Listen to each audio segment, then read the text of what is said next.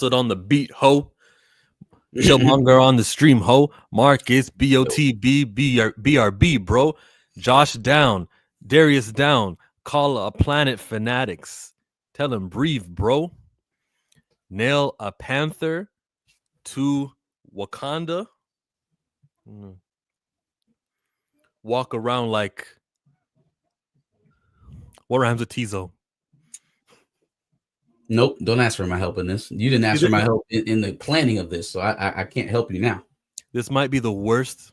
Might be. This was the worst beginning of a stream. We will make it up to everyone else because Kendrick Lamar Duckworth won. He released an album without any publicity, no warnings. And you would think that in the middle of a rap beef, which is still going on, and maybe a Cold War, but it's still going on, he just didn't want to promote something for my boy Aubrey Graham to come and like smack him on the date of the release. You know what did happen though? The day after that he released his album, Aubrey Graham took news. He took the headlines because what did he do? He said, "Not like you. I'll show you who's not like you." And there was a petition, not a lawsuit, a petition to obtain information so that he can do a lawsuit. Okay, he's asking Spotify to release those numbers. Universal Music Group, you know that umbrella company that has Interscope, which is Kendrick's, and is it Young Money? What is it that?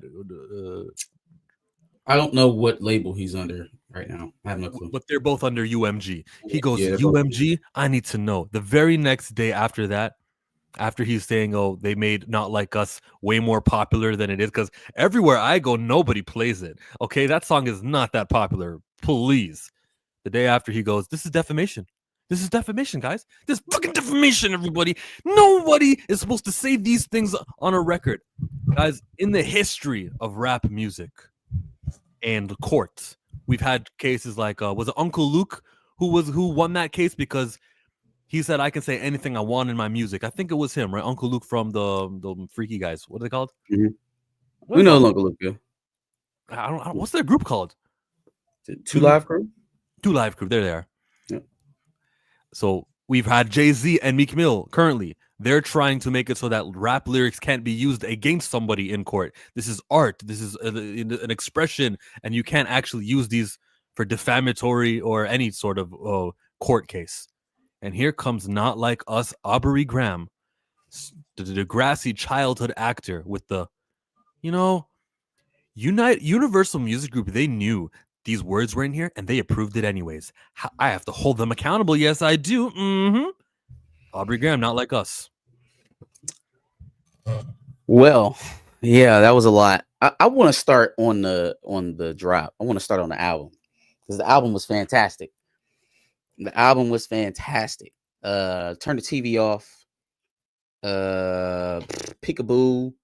Of course, Squabble Up is going to last into the spring. Just a lot of hits, but still, true West Coast sound. It was a few kind of tales in this that let me know that this might not be the actual album drop, that we've been waiting on, the one he's been crafting here for the last year or so. I think this was a lot of stuff he probably already had in the tuck. Maybe preemptive responses if the battle ensued with Drake type of things. But all the same, man, is tracking to sell around 400,000 units, right, in a week. So I think it was around 300 in just a few days. It's crazy how every narrative that's set against dude, he just ends up breaking it. Like, oh man, he ain't got no box. He ain't gonna have nothing that you play in the club, or when I play in the car, I ain't gonna listen to no Kendrick. Or you bopping this everywhere. Wop, wop, wop, wop, wop, baby, guabbly. Everywhere. Squabble up. Squabble up. Squabble up. Everywhere. It's going stupid all the way until the weather's nice. Right? So yeah. That's done. Now it's like, oh well, too much on the West Coast side. But then I thought we wasn't uplifting young artists and all this other stuff. There was at least 3 artists I had never heard of on this album, and it's going. Love the music. I wanted to exalt the work first before we talked about all this nonsense that's ensued, this bullshit, this fuckery. This calculation, this move pretty much tells me that he has conceded the rap part of his career. Like he's already decided in his head that's a lost battleground. And now for me to reincarnate it as well, Naris 21 for sure. Reincarnated was crazy. The Jimi Hendrix flip, the Whitney Houston flip, the Satan flip at the end, goddamn Lucifer flip, all of it crazy, nuts. Crazy, spooky, scary, hilarious. Yeah, there you go. He's made the calculation that he's already lost the rap front. Like in his mind, he's lost too much worth to make up that $400 million deal that he signed with UMG. So now there's probably some negotiating going on behind the scenes with them, right? Like, all right, well, y'all pump this record that talks about me being a pedophile, and well, now I can't make the money that I was supposed to make on the $400 million deal. We need to renegotiate. We need to talk buyout. And UMG is telling him to shove that up his keister. And now he's channeled the other half of him. See, it was all good. We was cosplaying. We was using our blackness to interject ourselves into every community that we felt would help us on our rise. Oh, well, now they've all turned their backs on me. So I'll do what I've always been able to do. And a lot of, well-intentioned future seers said he would do eventually. And he said, oh, no, these folks over here can help me. Oh, you're not going to listen to my music anymore. Oh, you're not bumping me in the clubs. You're letting your children call me a PDF file at their bat mitzvah. Okay, no, this will not stand. There's another way that my people handle this. And so then now he's channeling something different than what it was. It was drop, drop, drop, drop. And then now all of a sudden it's the cops. Cease and desist. Stop it now. Yo, we heard about it. We heard all about the authorities. Marcus, we heard you tried to cease and desist on the Like That record. Oh, what, you ain't like that that record? I believe it. I think you took the legal route to cease and desist to Like That record. I think you tried that. And UMG probably told you no. There was probably some behind the scenes real anger between the two parties. Aubrey Graham, I'm not calling him Drake.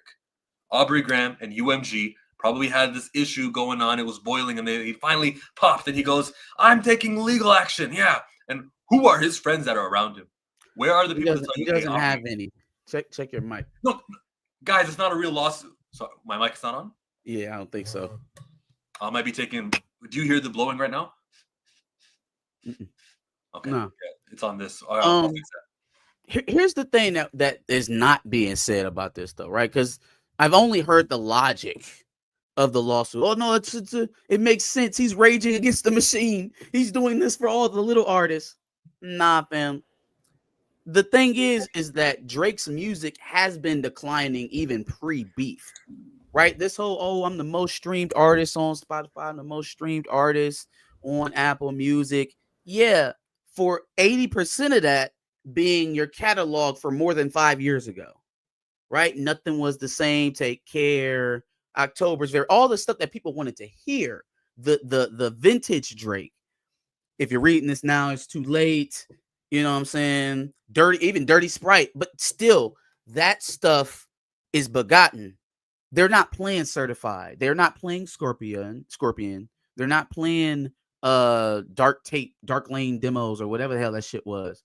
They're not playing that shit. Some people are playing it. Some people don't mind. It's not holistically. I'm just saying the numbers tell you that the things that make Drake the most streamed artist on these DSPs is his catalog, his vintage stuff, right? His classic stuff. If something doesn't get considered a classic, it has to be like at least 5 years old. Or no, not 5 years old. It has to be like 18 months. It's 18 months is the stop line. But even at 18 months, right, there's not a lot in there. In the last 18 months, compare Kendrick. And he only has one album. He has one album and a bunch of singles. But compare his catalog to what Drake has produced in the last 18 months. Hell, we could take Kendrick completely out of it just to show you how demonstrative it is. Let's take Tyler, the Creator's last 18 months and Drake's, and you tell me who's more impressive. Flat out. Take Tyler, the Creator. Go ahead. I said it's Tyler. Tyler wins. Yeah, absolutely. By far. by far. Mhm. So it's not so much of, oh well, the damage I sustained in the Kendrick beef is what got me here. It's like, no, we was already on a downslide. I thought this deal that I signed with them was going to give me some sort of security, and it's actually going to end up turning back on me. I'm going to end up in debt. I'm going to end up in debt. So now if I can't get anything there, cool, we'll take it public. And I know you already got all this other stuff that you're trying to fight. They somehow wiggled themselves out of the Little Rod lawsuit. Lucian did. He's no longer named in that. And of course, they got all this stuff going on with Diddy and whatever connection there's going to be there. Because I'm sure someone's going to come calling. Someone has to come calling for whoever Diddy's boss was, right? So they got a lot of stuff going on. I do think there's a bit of calculus on Drake's side. Like, does he legitimately want to take this to court? And that's what makes me call the second lawsuit into question. No, Yeah. we're talking about two petitions, two separate petitions, y'all. Two separate cases. He's putting cases on all you bitches. Y'all gonna be playing basketball in a Toronto Raptors uniform when he's done with you. Dino shoe program, nigga. But yeah, no, the second one confuses me because that's the one that puts him in some real jeopardy. You tell somebody that they defamed you. What do they have to? How do the laws work? If you know, even generally, like, because I'm a layman here, but Mhm. generally, how does that law work? How do you have to prove that someone defamed you in Canada? You would have to have losses. It would have to show that Mhm. since he did this, I didn't sell out this place anymore, and I used to always sell out that place. Right. That's a factor here too. You do have to prove that there was actual real damage. Which that would be him further confirming that he lost this battle. But in any case, that's he's already conceded that battleground, right? Like, rap is lost to him. That's over with. He's never getting rap back, so he doesn't care. Okay, so that's a part of it. Also, another part of it is that you have to prove malice. You have to prove that somebody said something that they knew wasn't true and said it anyway and tried to hurt you with it. There's Is also that a one part more of it? battle. He's got to also prove that this is more than just music. This is like literally a person speaking and making a public statement, and it's got to be defamatory. I think hiding behind or not hiding behind, but being art, I think that protects Kendrick Lamar Duckworth in law in everything. He just I can say whatever I wanted to. But even though let's say that these are poems, okay, all right, Mhm. certified lover boy, Right. certified pedo. That doesn't mean I accuse Aubrey Graham of PDF. He never says that.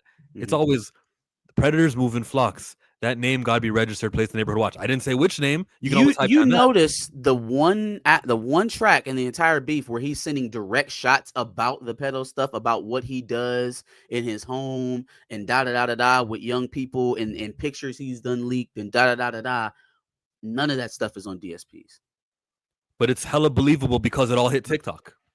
The hard part 6 is not on or no, I'm sorry, what is it? 616 in LA. That's not on. And Meet the Grams. Oh, no, that was Meet the Grams, wasn't it? No. Which one was 616 that? LA Now I'm is the one. confused. It was 616, 616 in LA is when he was saying all of that. That's why it's not up. I guess. Meet the Grams was the one where he's talking to his family. I got him all flip-flopped here. So many disses, so many tracks. What's going on, Pam? But yeah, that's why, because the next thing that you would put your defamation case in jeopardy is if they were able to prove that it was true. So now, with him not suing an individual, Kendrick, who then he would put the ultimate jeopardy on to either prove it or prove that he didn't knowingly say something that it was false, right?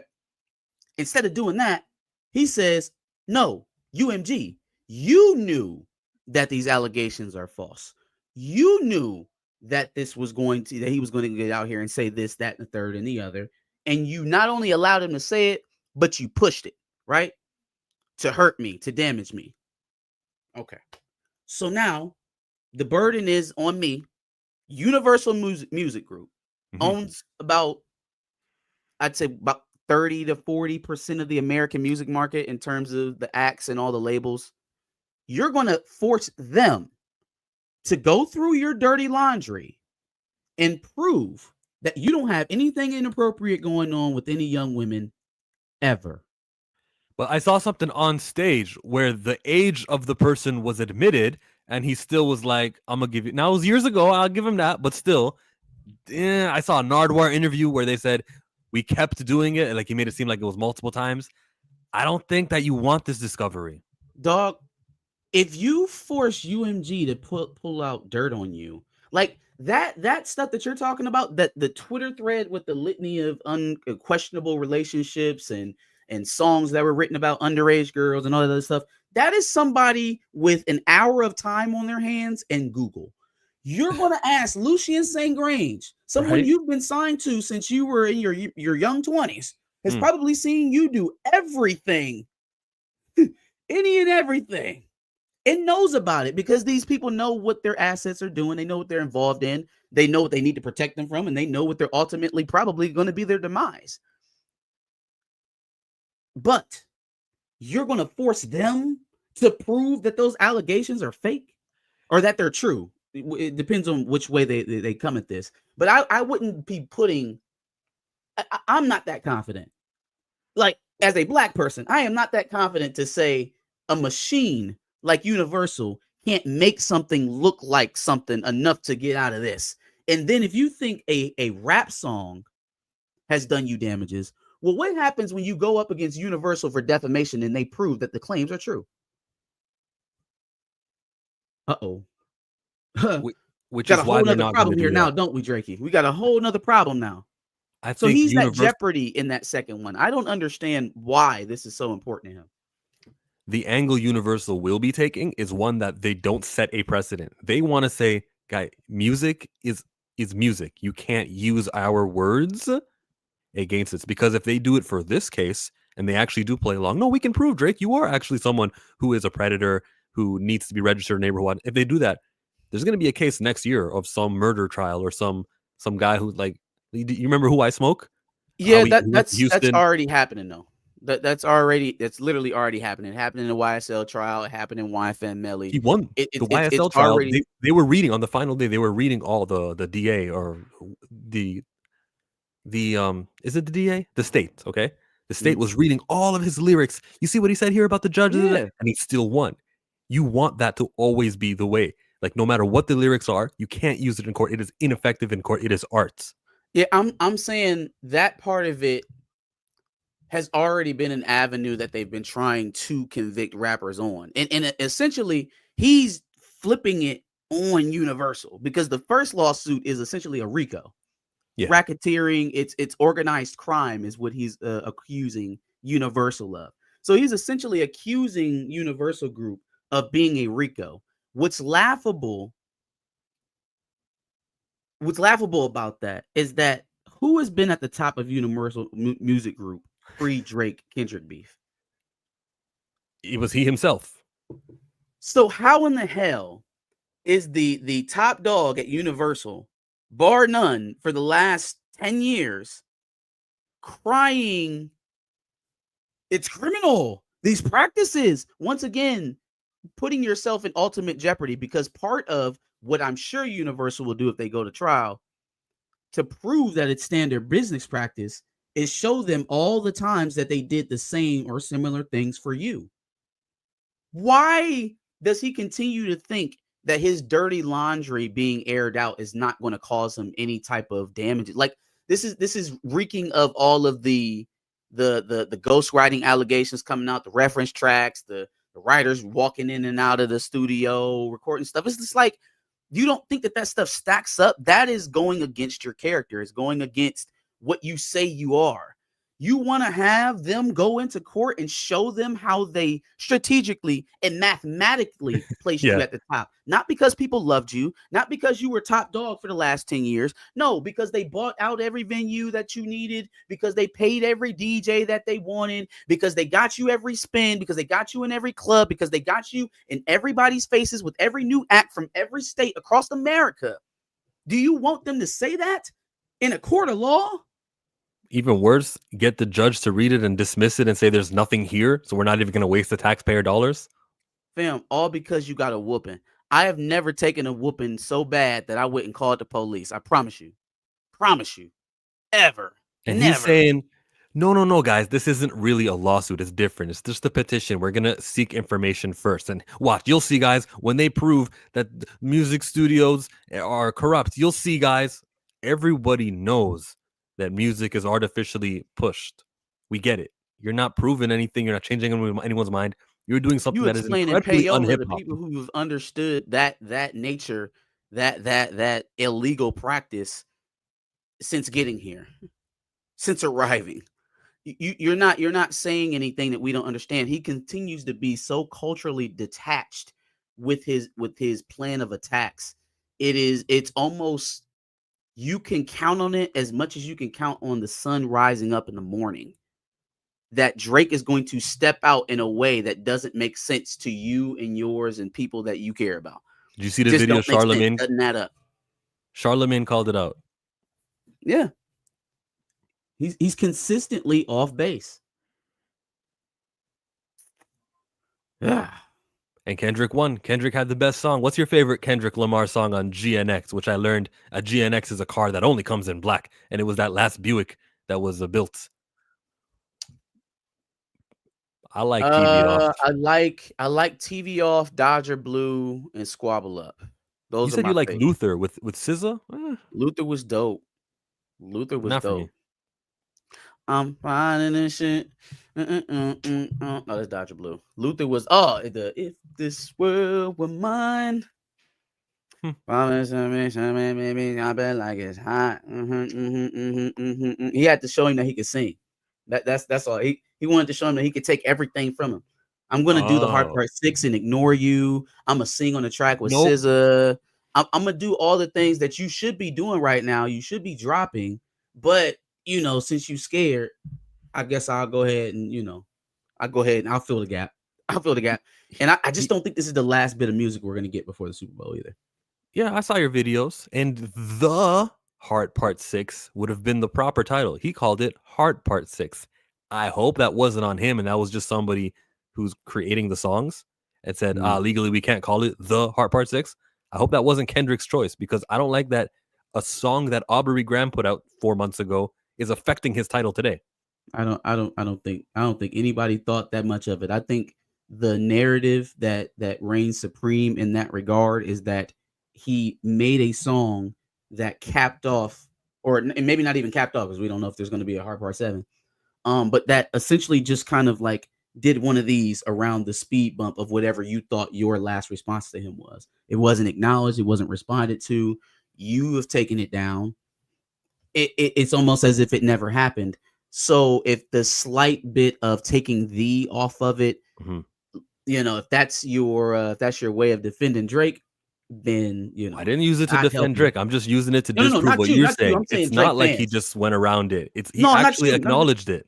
He acknowledges it by changing the title. Acknowledge it. If he acknowledged it, I think he would have said something in the song. That what you're talking about, he probably sent it in the way that it was supposed to be, and they legally had to do what they had to do. I hope that's the fact that he went around it in the bars though, and kept on with the series was more important than what the actual song was called. I think I would have preferred to know what was going on.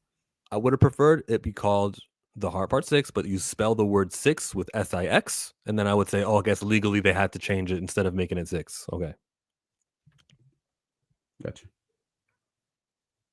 How would that have changed it though? You still would have changed the title because of legal reasons. I mean, I guess if it's just a preference thing, but it still would have been altered, right? It wouldn't have been in the same type of title form that it had been in before. But when we say it, it sounds the same. So if a radio host says, we're going to play The Heart Part 6, it sounds the same. They're probably still going to say that anyway. And nobody's going to think of or ask to spin the Drake version now because he doesn't even stand by it. So it's almost as if it never happened. It came and went. Does this guy do interviews? Can he just say why? Actually, he needs to do an interview for a lot of things. When's his last interview? When is the last time he actually said something that wasn't like a Super Bowl ad or something? He was on with that streamer, whoever XGC is. Not Aubrey. Is. Kendrick Lamar Duckworth. When has he ever said something? He did that interview with SZA in whatever magazine that was. I missed it. It was weird, long-witted answers. It wasn't nothing. There weren't real insights into what we would want to hear about. So it annoyed a lot of Drake fans, and I think a lot of Kendrick stans praised it. It really wasn't. I don't think it was all that much. And I count myself as a Kendrick stan. I didn't really think it was giving anything. I think I am now. I don't think there's any leaving Kendrick Lamar. I'm on that boat right now. That I'm never gonna not like him. He's the perfect rapper. I'm wishing for. You know how he's 37 himself? Like both of these guys, 37, 38. That used to be 38, yeah. old for a rapper. We used to go, Yeah. oh, these guys, who's the new rappers? I like that there's more older rappers. Like your run can be longer. I like that. You know what used to piss me off? I used to watch battle rap, and they used to make fun of people who were in their 30s as being too old. And I'm like, that was the wrong thing to do, because you one day are going to be a 30-year-old. You want to make sure that the talent doesn't expire. One day, quick, that shit goes fast. Yeah. But thank God for Wildin' Out for using Hitman Holla and Charlie Clips and all them. Conceited too. They've given them so much. And I think I just saw Smack on a Netflix show where the people were rapping each other. Eminem was there too. I don't know what it was called, but I saw on Instagram, Strong Black Lead. If you follow that account, it just pushed that there's like a hip hop show for battle rap. Interesting. I hadn't seen it. Did you watch the Piano Lesson on Netflix? No. I'm behind. I haven't finished Arcane, bro. I just finished Cross yesterday. I'm behind. I'm doing a cross stream in like 2 hours from now. So let's get off this and get to the next topic. By the way, I did not watch the Piano Lesson. I got halfway in and I said, this is so boring. So probably no review coming out for me. The next topic is Wicked. Did you guys see that poster? Right? You remember the posters talk that this woman, her face is covered and her eyes were covered and she was upset. You guys, I want to see my face. That's all right. As if there couldn't be any more related controversies. The poster is not what they're talking about. They're talking about going to the movie theater, painting your face green, and because you're such a fan of the franchise, and going to the movies and getting no, you have to wash that off. They're saying that this is not allowed. The people who work at these movie theaters will turn you away if you have face painted. This is 2 years after a global pandemic where masks were encouraged, covering your face wasn't an issue. Now it is again. If you don't, no. Yep. So what is the reasoning behind it? What's the issue? Health and safety, security. We got to know. Get the fuck out of here. You can't paint your face and go to a movie theater? You can wear shades. You can't cosplay? You can't cosplay at a movie theater now? They have people going in there with full-blown costumes. Never see their face the entire time. You can't paint your face green? Never could. No, there are rules against it at the AMC movie, at least. I was watching John Campia talk about this. The AMC. Oh, yeah. You should have. Maybe I just didn't hear that. You should have led with that. AMC is cretins. You got the wrong theater. Don't go to AMC. Go to Cinemark. Go to Marcus. Go to Regal. Those are great establishments. AMC for the dumps. Get them out of here. Okay, Marcus, I don't know if those websites don't also have it on their protocol as well. I'm not sure because I don't want to defend Cinemark if that's how they move, or Regal. Yeah, I was about to, well, I know that the dogs, that was actually my first job. I know that they allow cosplayers, so don't put no dirt on their name. The reason I'm asking is because I don't know about Regal. Okay, but it matters what year. This is a response to many of the mass attacks where people would cover their likeness or mask themselves and do things. And as we learned from Cross, we're not supposed to say the names of these people because we don't want to glorify them. But there are times where the Okers people, those people, the men cells, is that what you're talking about? Yes. When they were dressed, okay, yeah. And they would mask themselves. And to me, I say that like 0.1% chance isn't enough to change a whole policy. This is fandom, and we should be able to cover our faces in green, in masks, in like helmet masks. Also, we can do whatever we want to do when we go there. If we have weapons and we want to do harm, we'll do that without the mask. Like it doesn't matter. Yeah, I think the response to this makes that issue a lot louder and a lot bigger than it actually is. And again, Wicked, you got to know your audience. Like, you got to know enough to know who you're talking to, right? If this were some genre film that questions reality or is anti-establishment, a Matrix or a Fight Night type of cult classic film, then yeah, maybe you would want to worry about the people dressing up like the characters in the film. If they're going to be riding brooms and singing through 90% of the production, I don't think you got to worry about the little girls coming in to the movie theater with face paint on.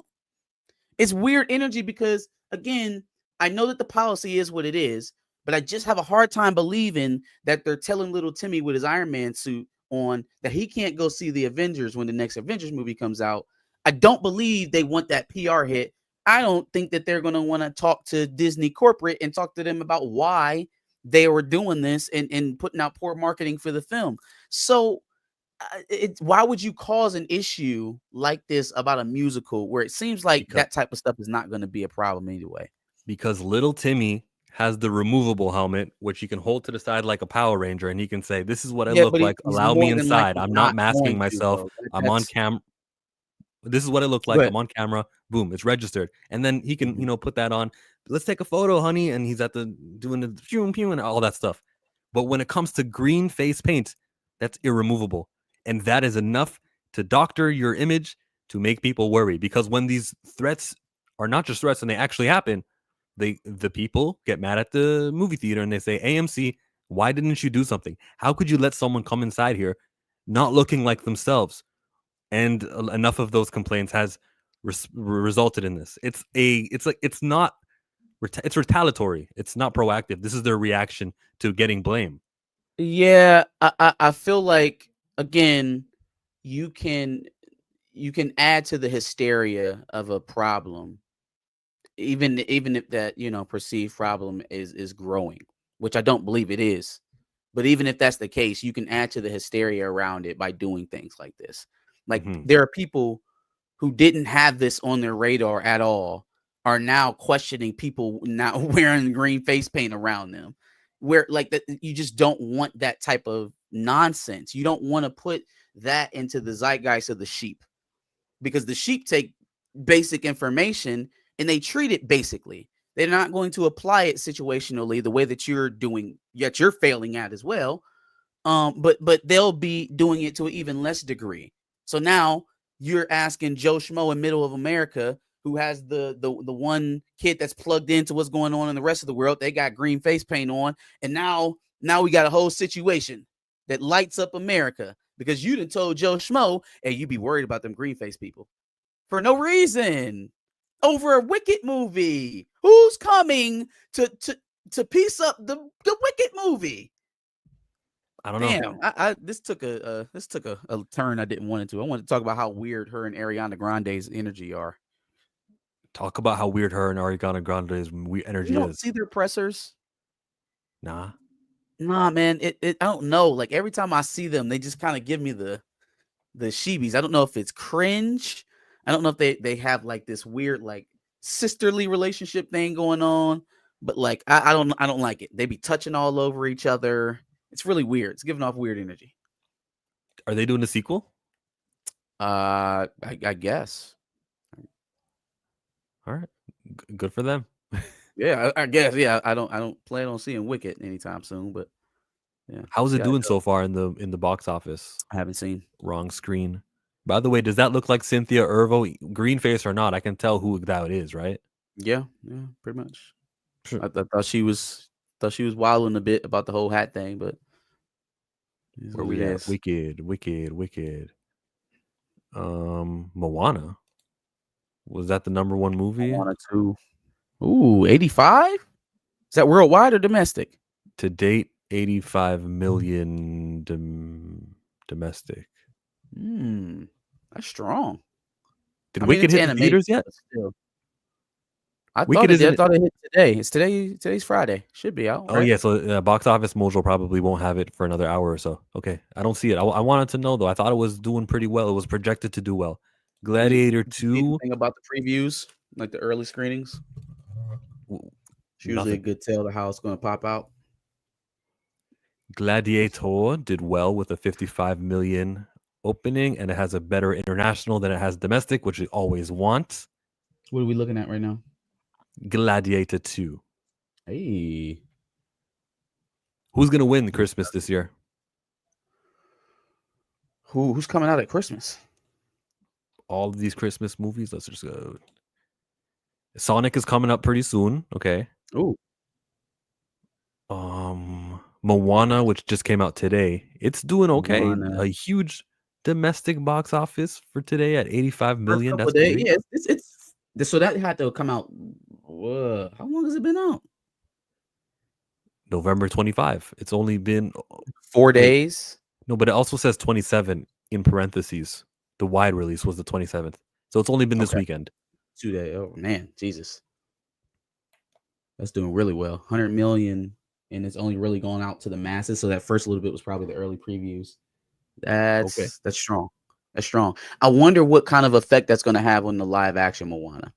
Because I for one think that's too close. Yeah. They probably should have separated that a bit. But money talks, and Dwayne needs another job. Well, Dwayne can do the job and get paid, but sit on the movie for a few. Yeah, just sit on it a bit. I feel like popping out in 2025 with the live action, and you got This Is Roaring right now. That feels like you're double dipping a little too much, but whatever. I'm looking to see Sonic. There's no Sonic. Craven. That's a Kraven that's a movie. Hunter. Okay. And then we got What the hell Nickel Boys is December Sonic 20. 3, Sonic comes out 20. December 20. Okay. I know my son is definitely excited about that one. Yeah, So it's gonna be Sonic, Mufasa. Mufasa's 2 hours. That seems about right. Terrifier 3. Definitely not Terrifier 3 on Christmas Eve. They are sick. But Nosferatu. that's it. I will go see Nosferatu now on Christmas. So I think the winner.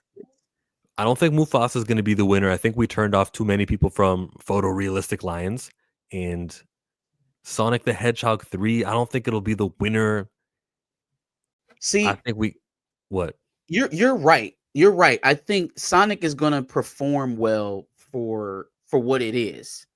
But then if you're talking about how much this next installment to the Lion King is going to fall off, how far is it going to fall from a Billy? You know what I mean? It kind of is like that Black Panther effect.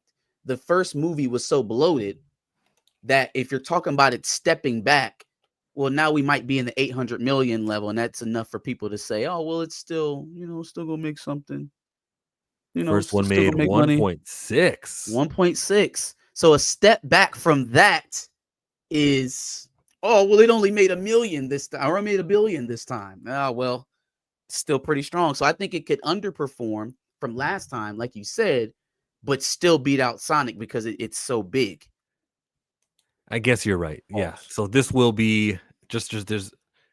Yeah, it's got to go to Mufasa. What do you guys think, though? Do you think Moana 2 could do it? Inside Out 2 is a $1 billion film itself. Yeah.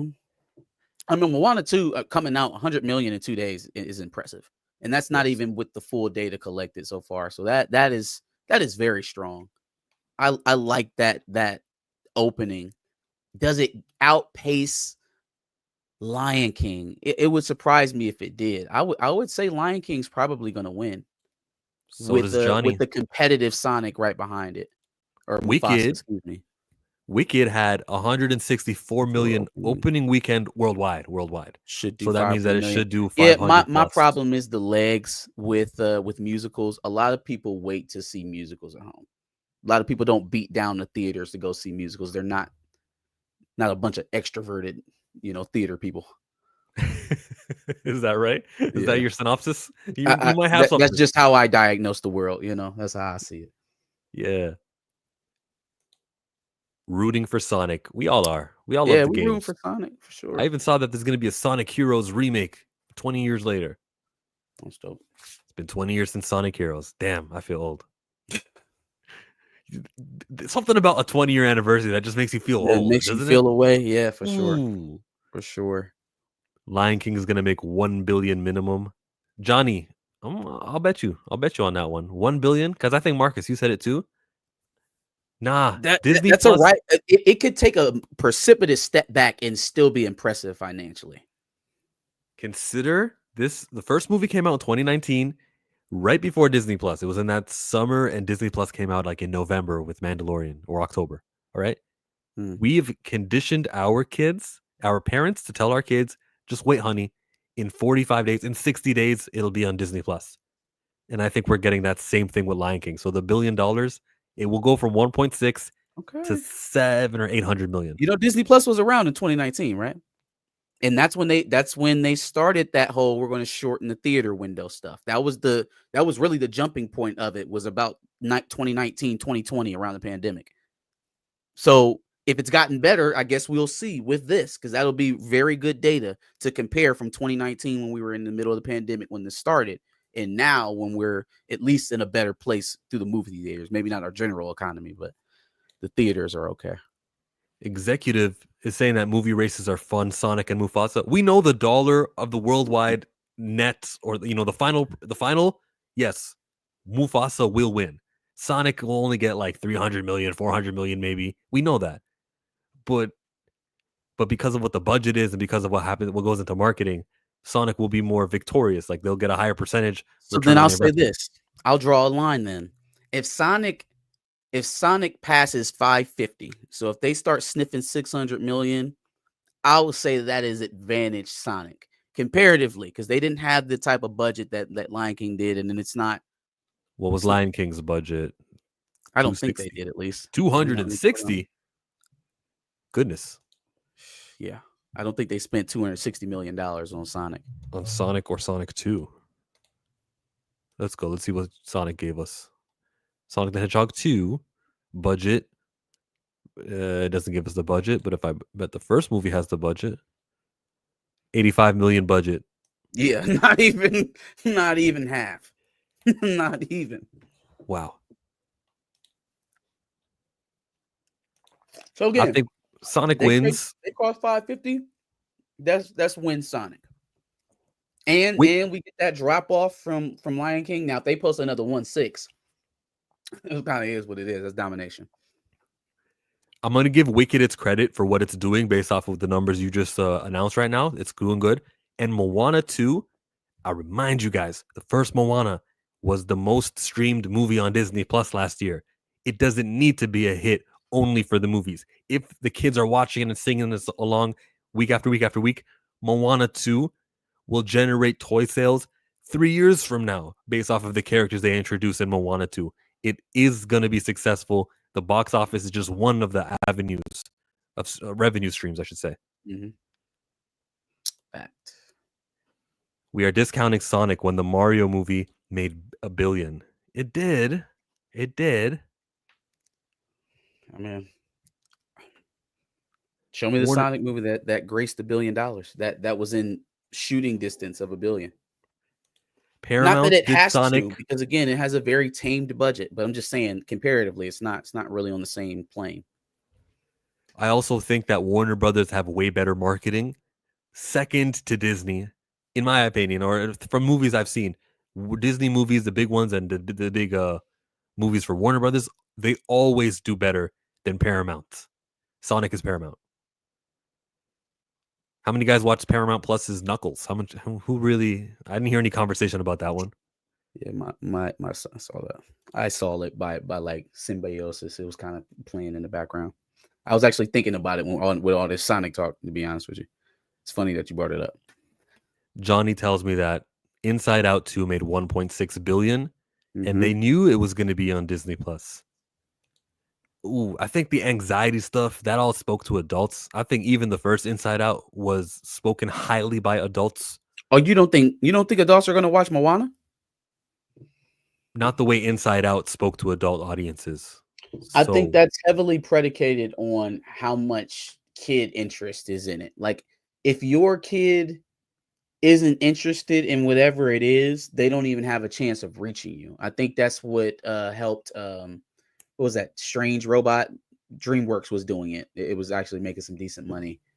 But that's kind of what attracted them. They got the kids interested. It's a new title. They wanted to see what it was, and that opened the gate to the parents. It doesn't really work in reverse. You know what I mean? Like if the kids aren't interested in it, then you're not going to watch it because it's a good adult story. I could also say it's been 9 years, both Inside Out 1 and Moana 1. So some of those kids are adults now, and maybe that contributed to Inside Out's. So it should also contribute to Moana 2. Maybe the tweens wanted to get their last little kids movie in without, watching it embarrassingly before it gets uncomfortable. Okay, Johnny. I still say it grossed Moana 2 or Mufasa. I still say Mufasa will gross less than $1 billion, but we'll see, man. I think less than $1 billion. Okay, that's less than $1 billion. Those that's jaws that weren't moving, the animation wasn't well. That's a lot. That is a steep drop. Okay. Without giving any spoilers, there's a mid-credit scene, and I don't want to read the rest. I don't know you, Black Claw, to trust you enough to continue reading that. we done with this one? Yeah. Wicked / movies in Christmas. Let's do Brave New World.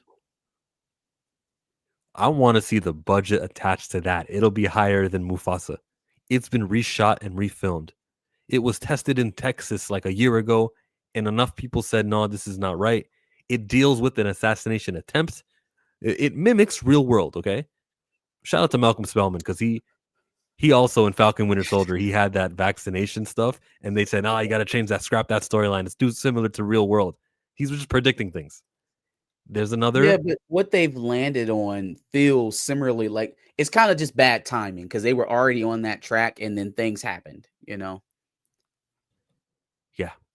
Here comes another test screening. It was poorly received, and they're going to go re-edit the movie or shoot new shots. We don't know yet. To me, of course it was received poorly. Somebody black is calling himself Captain America, and there are people who don't like that. Now, the reasons they'll give you won't be, I'm fucking racist, couldn't stand it. So they'll say something like, I just didn't believe it. He's not that heroic. Or I just didn't like the visual effects. You'll get answers like that. And if Marvel is taking those guys seriously and they're going to go back and do the due diligence and make a better movie, don't be surprised when families don't want to bring their kids to see a Captain America who's not white. That's not like, good luck. The more money you put into this budget and editing and fixing and VFX, the less returns you'll get, because you can't change a person who doesn't want to see Sam Wilson as Captain America for racist reasons. You can't change that. Yeah, and I think that is kind of in the flaw of why they chose to go with Sam in the first place. Like, I hate kind of having these conversations backwards. And it feels like we do it a lot where they put this character, be it Sam, in this precarious position of taking over for the largest figure in MCU history, arguably, about him or Stark. And so in doing that, you're giving him an arc that's just as unpopular as, some of the other things that you've tried that have been successful, the Guardians, the Carol Danvers, or whatever, that's kind of worked out, but without the benefit of being sandwiched in to the greatest arc of superhero films we've ever seen. And you tried to make it stand on its own. So when you don't have the comic book fans on your side, you won't have the general MCU fans on your side for, reasons. And then on top of that, you're giving it absolutely nothing to push him into that position other than a lackluster showing on Disney Plus. So what you're left with is a star that you've taken out of his actual title, trying to make him be Steve Rogers when nobody believes it, and it's not going over well. Well, and it doesn't help that, you got a black guy trying to kill the president, and the president's Harrison Ford. Nobody wants to see that, and Harrison Ford is the bad guy. You're putting yourself also in the middle of these social issues that you really could avoid. But they didn't think the election would turn out the way it turned out. I don't think they did. I think they really honestly believed this was going a completely different way. And so now the way it's coming off to a lot of people, again, half the damn country, is like Voters, half sour of voters, grapes. half of the Okay, voting half the population. voters, excuse me. Yeah, half of the voting of the electorate, half of the electorate. That's how they're going to see it. They're going to see it as sour grapes. I don't know what they think, what they should have done. Let's rehabilitate Sam for a second. What they should have done is left the man his title. And then when he didn't want to pick up the shield, they should have made that about him wanting to hone his own identity, not him struggling with how am I going to handle the weight of this white man's legacy? Oh my gosh, what do I do? Oh, I can't handle it. Someone else take it. That is who you're pitching to me as the new Captain America. Oh, woe is me, black guy who just can't handle the pressure of his white counterpart's mantle. Like, you should have never tried to make that square peg meet that round hole. That was a problem that they had in the comics. And that was a canary in the coal mine for you to plan forward. Instead, they tried to do it again in film fashion, and they gave him none of the oomph, none of the You see, background, none of Marcus, the history. you're not thinking the way they're thinking. Each one of those Sam Wilson comic books sold well for issue number 1. And look, it's a movie ticket. We just want you to spend the money once. That's why. Yeah, but that's not translatable, right? From comics to film. If your idea of just hitting one time on a one shot or issue 1 of a reboot like that, then your version of that should be have Sam Wilson be Captain America in Endgame or something like that, where you can blend it into the everythingness that's already going on, to where people don't have enough time to really dissect it. You put up a character that was hollow, and you expected him to take the mantle of the guy who carried the show for the last 20 years.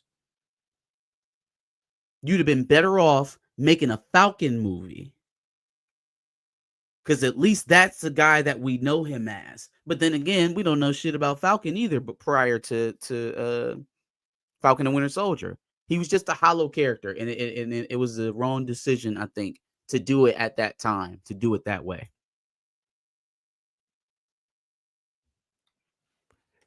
The trailer was good, so there's the oomph. Uncle Sam ain't getting a trilogy. No one says that.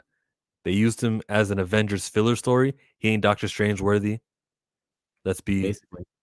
I mean, LDS. I think that's what the calculus is here. If he can't carry it, then we'll turn this into a de facto Avengers film, and they'll carry it. I think that's what the reshoots are about. I think that's what the Russos are about. You know, I don't know how deep I want to get into all these rumors. I'm supposed to be on a rumors diet from Marvel, but there was this situation where they were sneaking an actor around on set for them. Somebody who had gone, you know, they went to great lengths to hide who it was. Do you think it was real? I think that it was fake. I don't know. I mean, I watched it a lot. Fake. They went to a lot to make sure that you couldn't see none of his skin. His shirt was tucked into his back. He didn't show his hands. Nothing was showing. You couldn't even see if he was white or black. So even if it's did it fake, stop? Yeah, that's all it is. Just him walking out. So to me, that's hurt. But look, this thing here could be nobody, absolutely nobody. It could be nobody at all, and they're just like, let's do this and create some talk for Fantastic Four. It'll make people interested about the movie. Yeah, and if it is, I have no hatred against that. I'm supportive of that. I'm saying that's a great way to get people talking about your movie. Good job, like solid. You know, that's lovely. If it's real and that really was an actor who, if we would have saw him, it would have ruined everything, then cool. This movie is going to be rewarding because some stranger over there is going to be, you know. But see, here's my problem, right? Well, not even my problem. Here's what I'm thinking. If that's RDJ, and I see a couple people in the chat saying that, if that's RDJ, why are we going through so many lengths to, first of all, I don't have to do this. You can situate me better to where I'm not facing the paparazzi if I'm RDJ, if you don't want me seen. And then why would we even go through that length to hide RDJ Doom, who's already rumored to be in the Fantastic Four movie.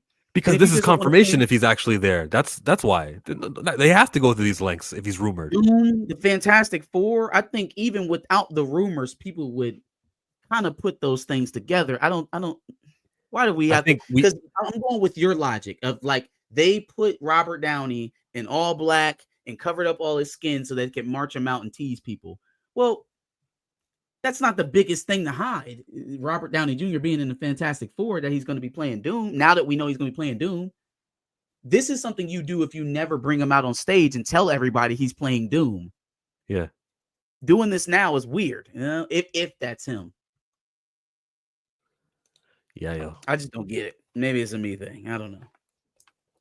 Falcon movie would have done the Sam character better justice, but a captain, money was always going to make them more money.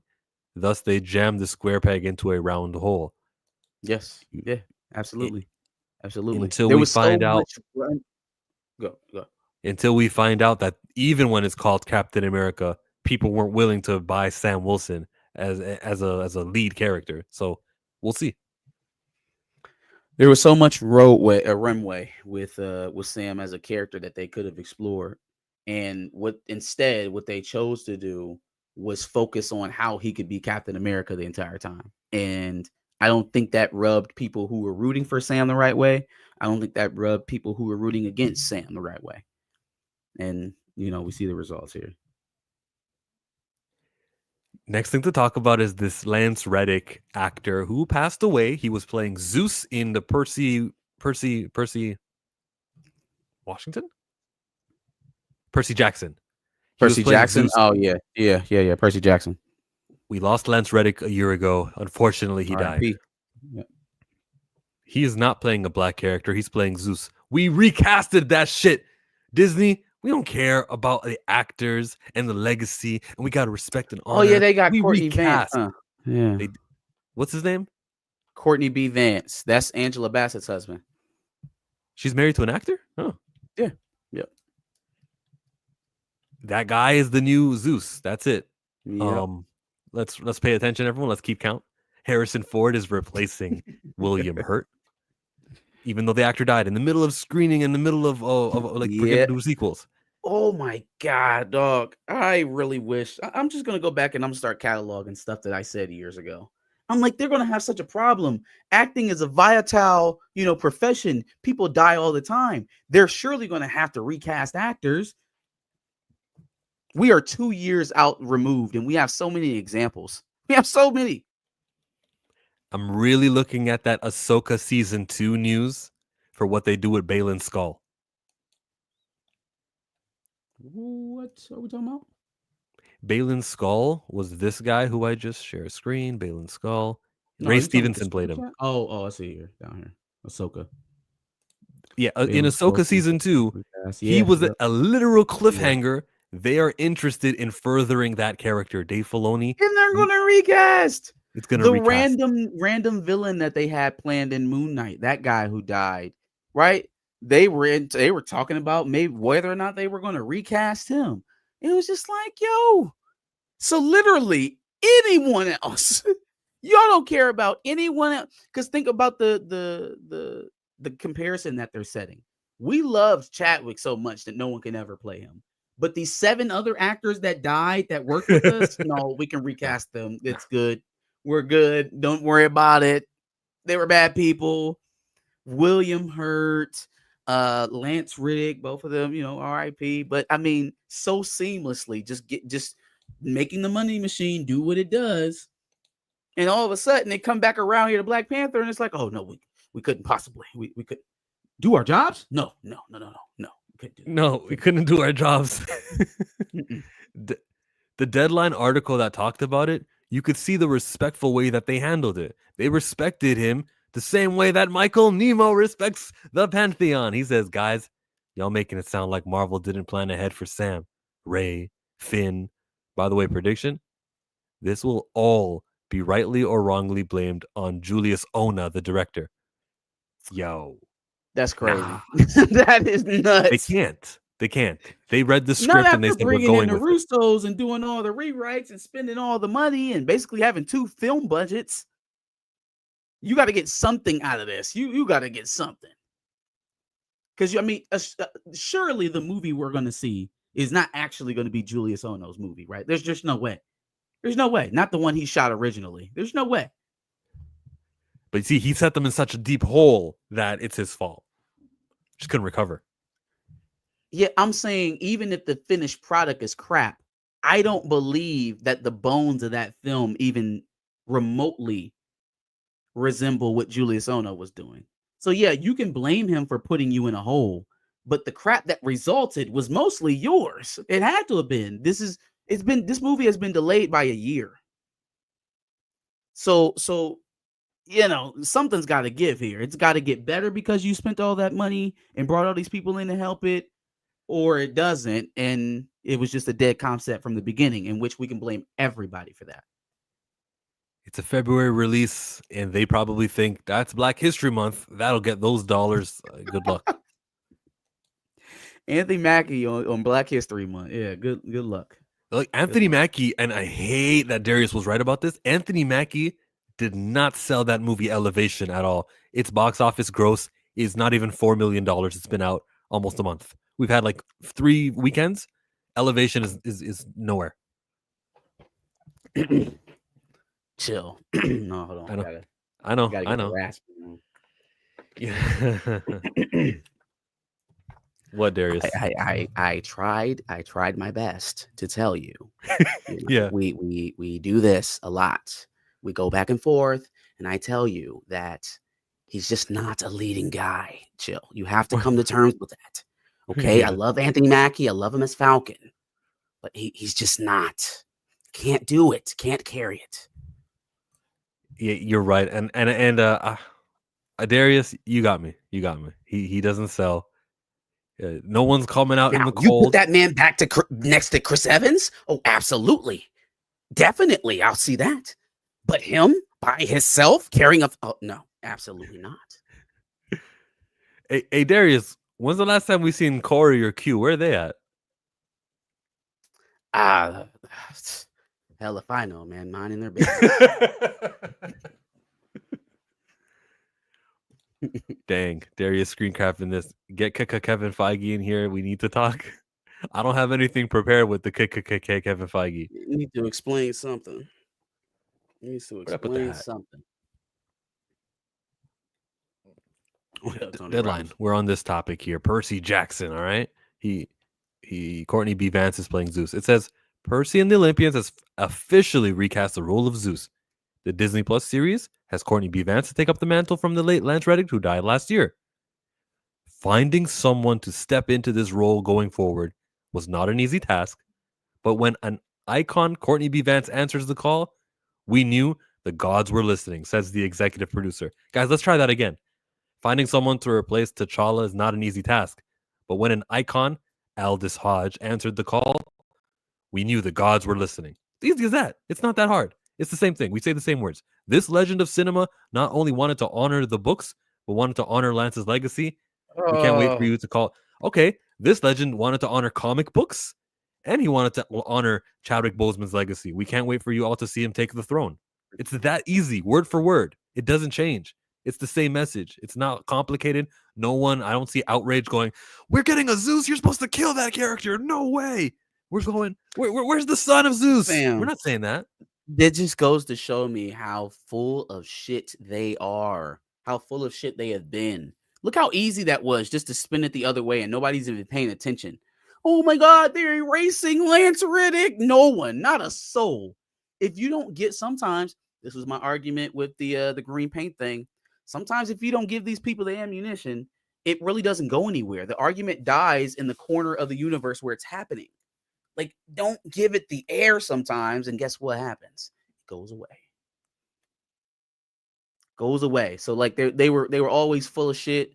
They knew that they could have spun it positively. What they should have said is they should have put it right there at their feet, which is where it is ultimately, and said, we don't want to. Yeah, we hear all that black actor stuff that you're talking about. We think you're faking it, and our feelings matter more, so we don't want to. Which is a human response. It's visceral. I understand that. Hell, I would have patted him on the back for the brass nature of it all. But to sit up here and try to make it make money sense to me, to try and make it make narrative sense to me, to not admit the whole that you were creating by removing that character and what that was going to do to the franchise was an insult to my intelligence. That was an insult as a film watcher, as a comic book fan, as someone who enjoys this content and knows a lot about it. It was disrespectful for them to take that tone and just frivolously try to make Black Panther about a mantle. It was very uncomfortable.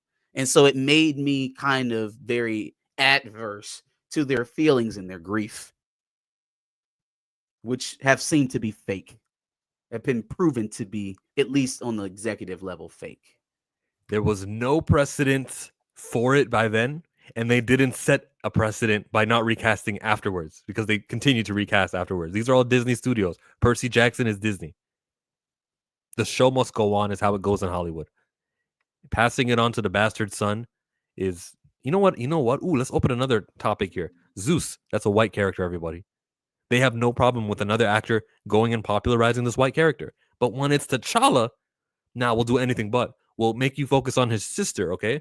And then when that gets too much, focus on the child, this little bastard son right here, who's got no comic book precedence. He won't exist again after this iteration. They can make him old. They can make him smart. They can give him every characteristic and trait that we know from comic book T'Challa. This bastard son, Toussaint, will never exist again. So you're elevating a dead end.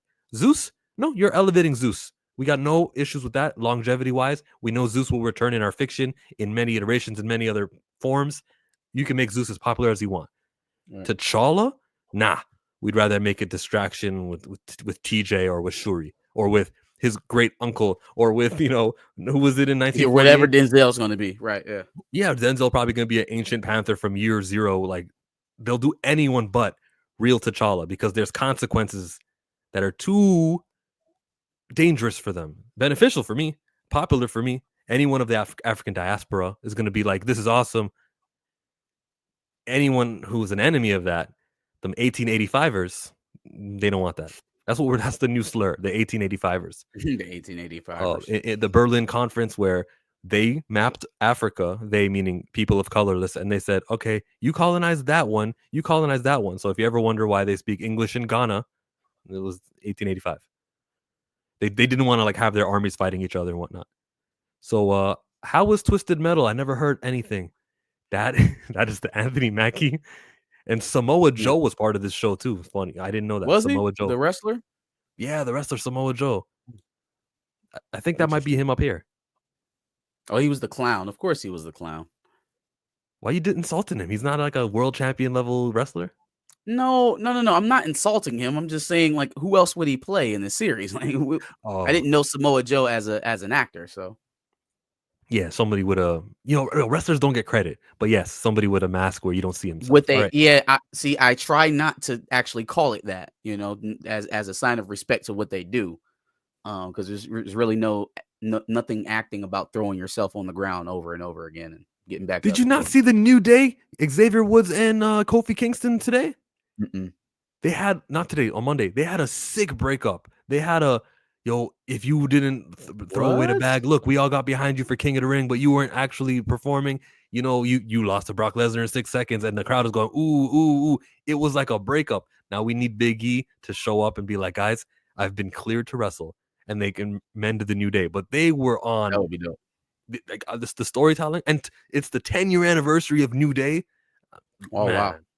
Out of respect for Darius, I know he's not a wrestling guy. We're not gonna go there, but we'll talk about it. I told Darius he has to watch in January Netflix's first ever episode on Monday Night Raw. He has to watch that. That's fair, right? He makes me watch things every now and again. Absolutely. I'll be tuned in. Now, listen, Netflix, you don't have the greatest reputation right now with live events. So I hope whatever the problem was during the Tyson fight, that we don't have that with Monday Night Raw, because I'll check back out of wrestling as quickly as I check back in. I'm Googling how many live viewers were watching. I got 70 million. Is that it? That's all that was watching that fight? 70 million people? When have 70 million people ever done something at the same time? That's a lot. 70 million? Yeah, that's a lot. Okay, maybe I'm underselling it. I just feel like other fights, other sporting events, but they have to be rather big events. But the finals, for like 70 million feels light. Maybe I'm tripping. Netflix may not be ready for live shows. They are experiencing so many problems during this boxing telecast. I don't know if issue is not going to be able to handle so many people watching at once. I hope they fix the issue when Raw debuts, and especially when they start airing the NFL.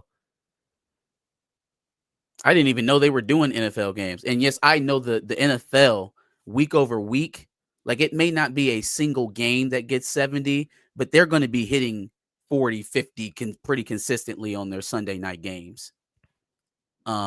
So yeah, if you're having problems with any large capacity on your platform for any prolonged bit of time for hours at a time, I hope you've worked that out because you're rolling out product.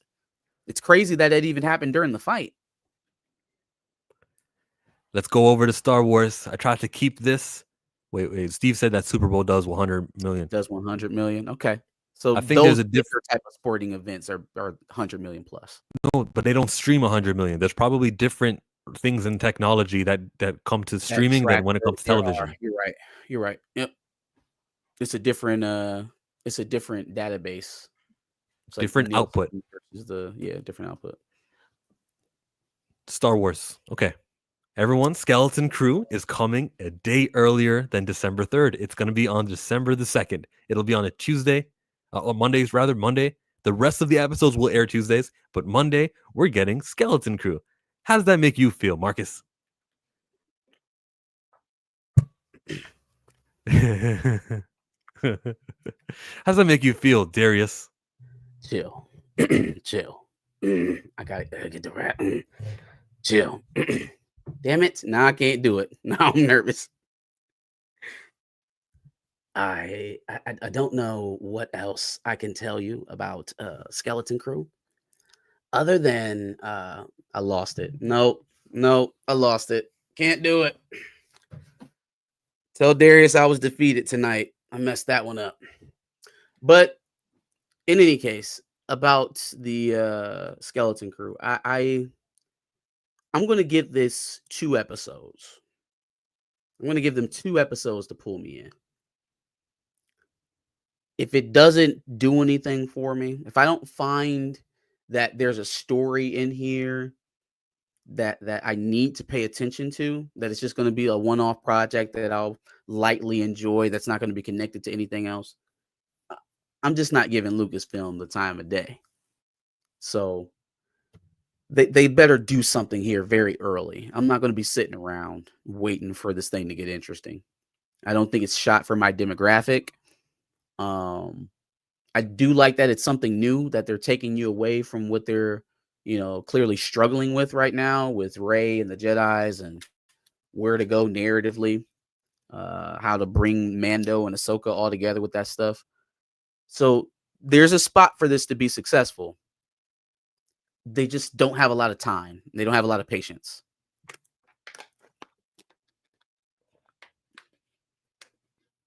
I'm going to show you what they released to get you interested, which, by the way, there are going to be 2 episodes being released on the debut. Remember a time when anything... Bad. They've got these 2 kids. Remember a time. Just like you and I do. We make the noise. They're from the planet that was there for the Old Republic. And Jedi and the history is part of the things they learn in school. It's part of the bedtime stories. Like we learn Curious George, Clifford the Big Red Dog, Arthur. They talk about Jedi. When anything felt possible. What if it was? We can go anywhere we want. You can see grand adventures even in a rotten galaxy like this.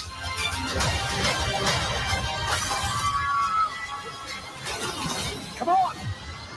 Skeleton Crew, streaming December 3rd, only on Disney. I don't see what you guys are not seeing. It's adventure filled. We've got great music. Star Wars soundtrack. You put that music behind anything, it works. If these kids can bring it and they can act, we got it. I'm going to give him a shot.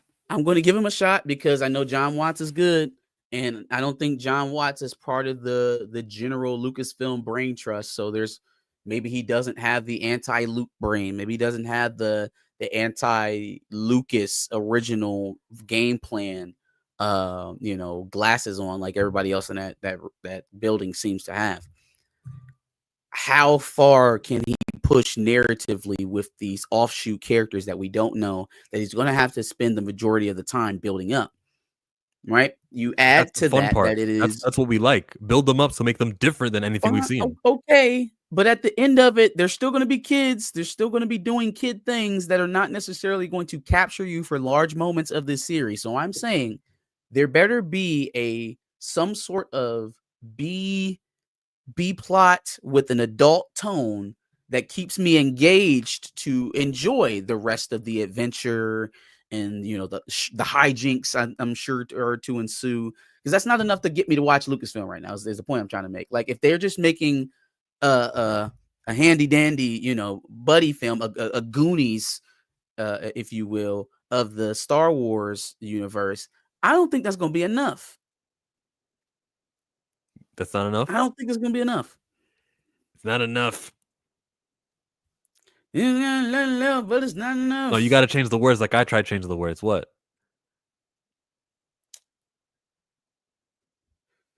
Dun, dun, dun. It's not enough. Not enough. Few real directors left, but it's not enough. Yeah. Few shooters that are really step, but it's not enough. Say you want KK out, but it's not enough. Did Ahsoka season 2, but it's not enough. Turn the Disney Plus off. Right. But no, I'm going to be turning Lucasfilm off if this sucks. And I'm not going to give them a whole lot of time either. They spent a lot of social currency with fans, right? I gave you an entire season of Acolyte. I gave you Mando season 3. I gave you the ending to Ahsoka, right? I've given you a lot of allowances, and that's on top of Boba Fett. There's lots here. You spent a lot of social currency. So if this thing isn't good immediately, I'm out. I'm out. I got other things to watch anyway. Skeleton Crew is like the dating scene. After so many duds, I'm just tired of it all, and I'm waiting to see how this new one F's up. Thank you, Nemo. Thank you. That's where I'm at. Like, I want it to be a good date. Yeah. But man, we already know what it's like out here. So I'm not expecting much. I'm not expecting much. But I've reached where you are 2 years ago. Oh, or 4 years ago when Kathleen Kennedy told us Andor and Acolyte was coming. I went, these have nothing to do with my interests. So I never valued those. I was never disappointed by those because they weren't going to surprise me. They weren't going to, they could only surprise me. They tried to make it about your interest. Oh, they tried. They tried to co-opt your interest.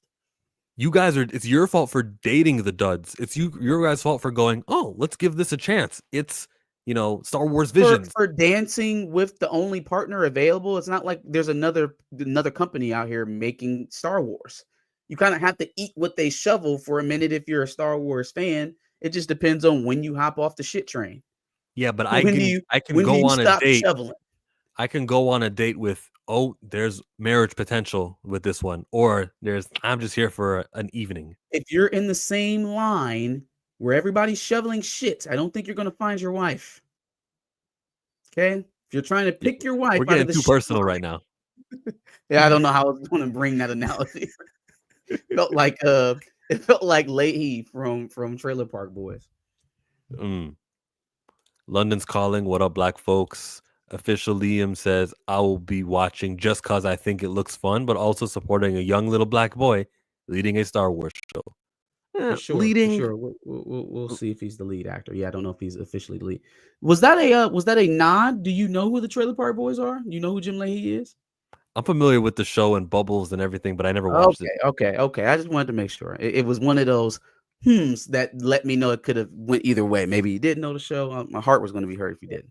Intentional. It was, I hope he doesn't test me on it in a few minutes. For sure. It's all good. This metaphor had way more legs than I anticipated.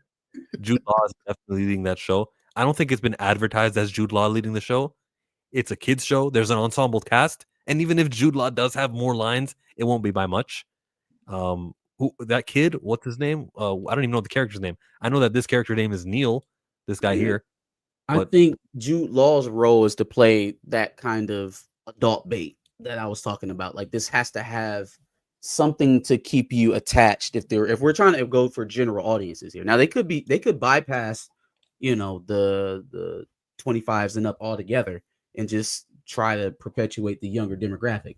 I don't think they put that type of money into anything like that, but they could. If they're going for general audience, general Lucasfilm fans, then Jude Law's role is probably to keep you attached to the series as an adult. Jaleel White is in this show, and the boy is Really? named Wim. Acting with Disney. Interesting. The boy is named Wim. That's it. He's been on that would explain why he's been doing all these interviews. He's been on a press run here. Been doing a lot of talking, a lot of gabbing. Who's Mr. Leahy? Mr. Leahy is going to be in Brave New World. You did not just say that. You did not just tell me you know who the people are, and then I put in Mr. Leahy. Mr. Leahy, the shit jokes I was just never mind. Never mind. He's out, Steve. He's out of the club. We gotta kick him out. Mr. Leahy is the landlord for the Trailer Park Boys, or he was the landlord. He was the the Trailer Park supervisor. Wait, what? What is this? Good comments. Brother says Jaleel White playing a villain, just like in Family Matters. Urkel was no villain. Oh no, Jaleel White was the villain of Family Matters. I got it. He was a maniac back in the day. That's why I was saying these interviews with him have been very interesting because there's a rebrand going on. The last that I heard with Jaleel White, a lot of the cast Dancing with the Stars. Well, no. I mean, outside of him talking about it in relation to Family Matters, there was talks of him like fighting Angela Patton and not really getting along with the rest of the cast members and stuff like that. And now we come back now, present day, he's got Lucasfilm work and he's telling stories about how, the studio wouldn't let me tell my stories. And, I wanted to talk about my real life, trying to rebrand himself as the people's guy. But I don't know. Seems like a rebrand to me.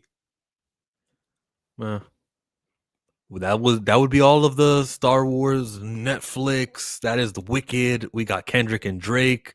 We talked it all here on this 2-person post-Thanksgiving edition of Pantheon. I'm done. Are you done, Marcus? That's all I got, man. Y'all know where to find me at. Back of the Bus Podcast. Make sure you like, share, and subscribe. Follow us over there. Follow Darius here at Planet Fanatics. Make sure y'all smash the like on the stream.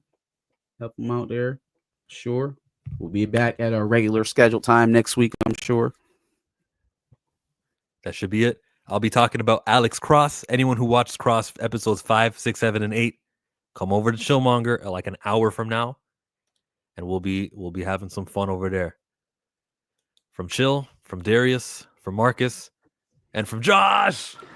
Hey, I've been watching y'all every single time on Thursday and Friday because I swear to God, y'all switch up every now and then. But rock out. I'm fucking with it. I'm out. Thank you, Josh. Appreciate it. I know.